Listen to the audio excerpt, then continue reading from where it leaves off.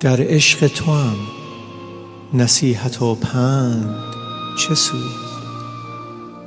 زهراب چشیده‌ام مرا قند چه سود؟ گویند مرا که بند بر پاش نهید، دیوانه دل است پام بر بند چه سود؟ چون دیده برفت توتیای تو چه سود؟ چون دل همه پالود وفای تو چه سود؟ چون جان و جگر سوخت تمام از غم تو، آنگه سخنان جان فزای تو چه سود؟